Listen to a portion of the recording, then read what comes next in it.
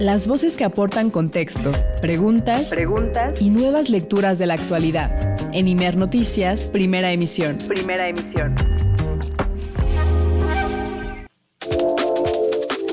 Nos vamos hasta Tijuana, Baja California, cuando son las 9 de la mañana con 9 minutos tiempo del centro de México, para conversar con el doctor Víctor Clark Alfaro, antropólogo y director del Centro Binacional de Derechos Humanos. Doctor Clark, buenos días, ¿cómo le va? Bienvenido.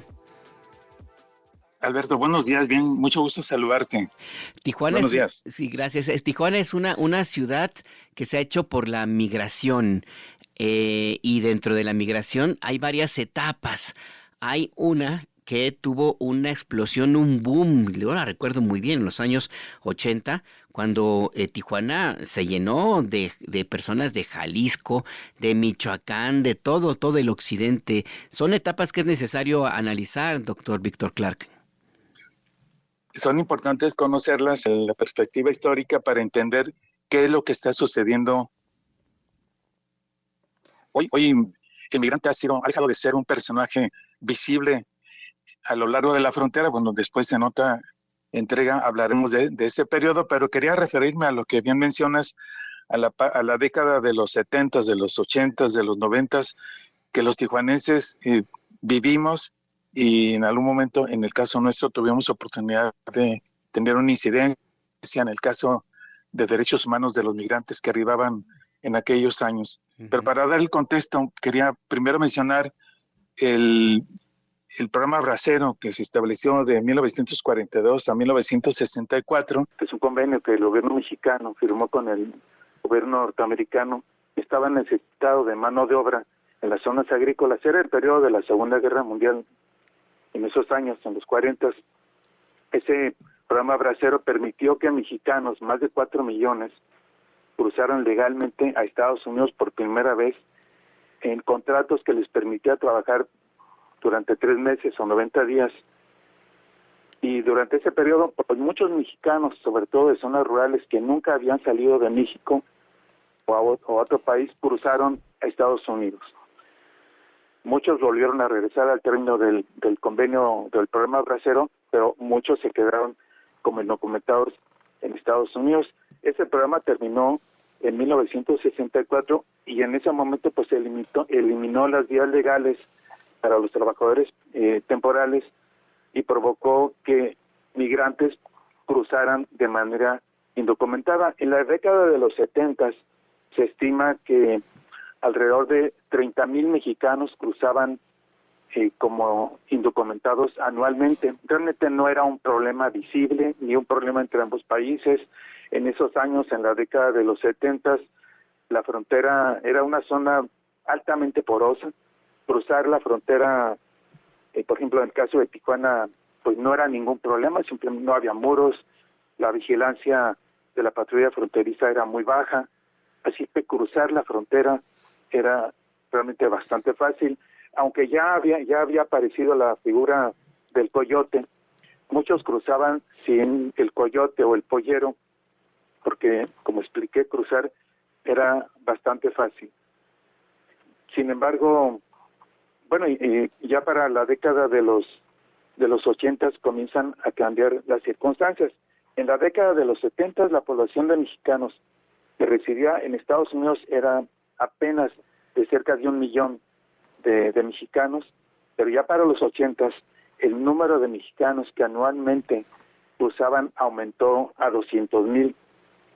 ¿Por qué? Porque ya en los 80, a fines de los 70, pues tuvimos esta devaluación. En 1976 el peso se devaluó de 12.50 a 22 pesos, y en el 82, si recuerdas, Alberto, hubo una crisis económica importante. Sí.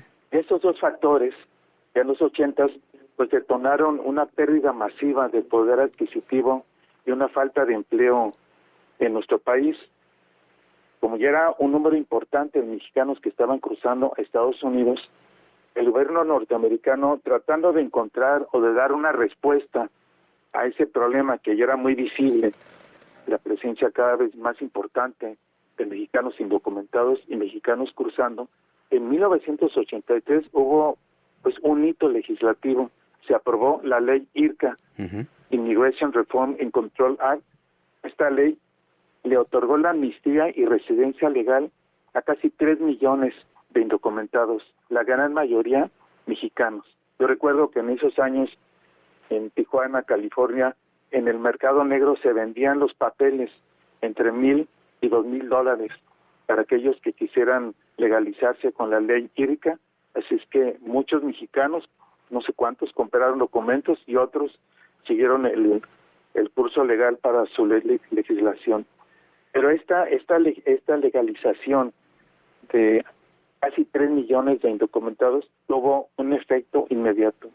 Pues, obviamente, al legalizarse a miles de trabajadores, pues decidieron establecerse permanentemente y decidieron traer a sus esposas y a sus hijos a Estados Unidos. Es decir, que en lugar de poner un punto final al fenómeno de la migración, pues provocó el efecto contrario, porque muchos de esos mexicanos pues decidieron traer a su familia, y ya para ese entonces la migración ya no solo se originaba en el campo, sino también en las zonas urbanas. Para esa década el número de mexicanos ya superaba los 2 millones en la década de los 80. Para la década de los 90, frente al número creciente de migrantes cruzando Estados Unidos, que ya no eran 200,000 por año, sino ya para esa década eran 400,000 mexicanos que cruzaban por año a Estados Unidos. Por cierto, ya desde la década de los 80 y de los 90, Tijuana era el principal lugar de cruce de aspirantes a indocumentados a Estados Unidos. 45% de los migrantes cruzaban por la ciudad de Tijuana, el resto lo hacían por Ciudad Juárez y por otros puntos fronterizos, pero una gran mayoría lo hacía por Tijuana, por su vecindad con California y por las vías de comunicación que ofrece el estado de California para desplazarse a otros lugares al interior. Pues ya en la década de los 80, de los 90, Estados Unidos empezó a implementar operativos de control fronterizo muy agresivos. Si recuerdas, Alberto, en aquellos años, la famosa Operación Guardián. Sí, claro. 92, 93. Sí, en Texas se llamó Cobra Line, y en Tijuana, y aquí en el área de California, Gatekeeper. Pues esta Operación Guardián tenía como propósito pues, bloquear los puntos de cruce tradicionales urbanos a Estados Unidos, en el caso de Tijuana y Juárez, y provocar que los migrantes cruzaran por las zonas desérticas y muy peligrosas de Arizona. Ya para esos años el flujo migratorio se extendió hacia los estados del centro y sur de México, que no tenían ninguna tradición previa. Empezaron a llegar migrantes de Oaxaca, en mayor número, de Puebla, de Guerrero, de Veracruz, y hubo un crecimiento exponencial de la migración motivado por la severa crisis mexicana del error de diciembre del 94, y el volumen de mexicanos en Estados Unidos ya para la década de los 90 era de 4 millones, más de 4 millones de mexicanos que radicaban en ese país. Pero quiero detenerme en esa década que me tocó vivir. Nuestra oficina, el Centro Binacional de Derechos Humanos, lo fundamos en enero del 87, con uno de sus propósitos atender a la población migrante. Así es que me tocó estar muy de cerca y en ver el impacto de la Operación Guardián en aquel entonces, en octubre, me acuerdo, del 94. Porque esta operación tuvo un impacto profundo y permanente en la dinámica migratoria. Estaba diseñada esta operación bajo la estrategia de prevenir a través de la disuasión. Sí. O sea, su objetivo era sellar los puntos tradicionales de cruce urbano, en el caso de Tijuana y Juárez, para forzar a los migrantes a desistir. Había ya una gran cantidad de quejas en el caso del área donde yo radico, del lado norteamericano, en San Isidro, en Chula Vista, en National City.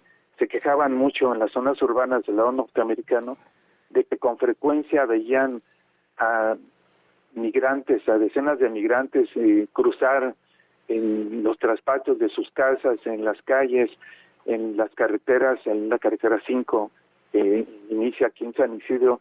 Era muy común en la carretera o en el freeway como llaman los norteamericanos, ver a grupos numerosos de migrantes corriendo por los freeways con graves riesgos para su seguridad. Sí. Me recuerdo que en esos años los polleros que comenzaban a hacerse más necesarios para cruzar Estados Unidos, había algunos de ellos que utilizaban el método que llamaban Viva Villa Cabrones, que no era otra cosa que cruzar con un grupo numeroso de 50, 60, hasta 100 migrantes y correr en sentido contrario por el freeway para alcanzar distintos puntos en Estados Unidos. Era un enorme peligro para los migrantes y para quienes transitaban en esas rutas. Así que pues ese era el propósito de la operación. Sí. Y también ya en esos años empezó a militarizarse la frontera. En el 94 se ordena la instalación de un muro aquí en esta zona por parte de los norteamericanos, y pues aunque no detuvo el flujo, sí provocó que muchos comenzaran a buscar otros terrenos para cruzar Estados Unidos. Muchos migrantes comenzaron a cruzar por el desierto de Arizona, sumamente peligroso, por las zonas montañosas cercanas a Tijuana, una zona muy conocida. ¿También? En Tecate, la Rumorosa, doctor. Exactamente, en un lugar que se llama Jacumba y en la ciudad de Tecate. Y esto pues detonó un fenómeno muy dramático, un número creciente de muertes por deshidratación, hipotermia, golpes de calor, que convirtieron a la frontera a partir de esos años en un cementerio con cientos de fallecimientos registrados desde la implementación de esa operación, porque muchos migrantes ya no intentaban cruzar por Tijuana. Tijuana, que en esos años todavía era el lugar más importante de cruce de aspirantes indocumentados, pues fue disminuyendo su número y los migrantes comenzaron a irse por otras zonas, por los que estaban en esta región. Para ese entonces, pues también lo que era tradicionalmente una migración circular, que los migrantes mexicanos cruzaban, ahorraban dinero y regresaban a sus lugares de origen, pues cambió ese fenómeno. Fue el fin de la circularidad de la migración y provocó que los migrantes que cruzaban ya no regresaran, decidieron establecerse de forma permanente y mandaban traer a sus familias, y esto por supuesto aceleró el crecimiento de las comunidades hispanas en Estados Unidos y tuvo otro impacto. Hasta antes del 94, cruzar la frontera de manera independiente o con ayuda de los polleros, pues era un mecanismo realmente sencillo y económico. Los coyotes, que yo he estudiado por cierto ese fenómeno desde fines de los 80 como antropólogo, en los 90, antes de la operación Guardián, cruzar de Tijuana a Los Ángeles, los polleros cobraban entre 250 y $300, y en esos años pues no era una gran cantidad, pero cuando se implementa esta operación Guardián, lo que hizo que el cruce fuera mucho más difícil y riesgoso, pues provocó un aumento exponencial de las tarifas de los coyotes.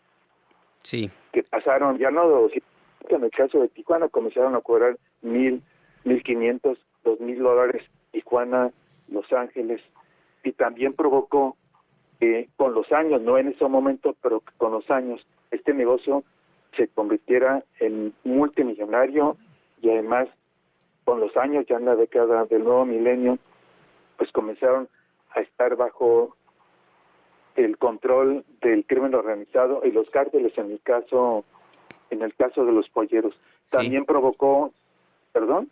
No, sí, doctor, sí.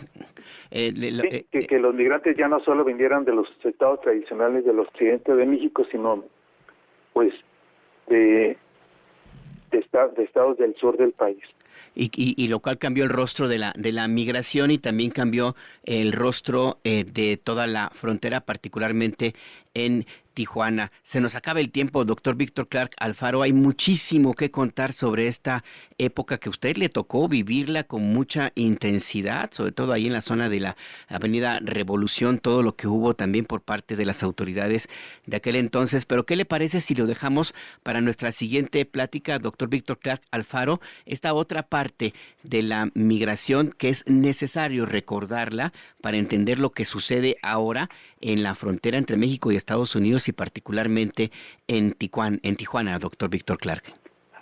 Me parece muy bien. Muchas gracias, doctor. Que tenga buen día. Un abrazo, Alberto. Hasta luego.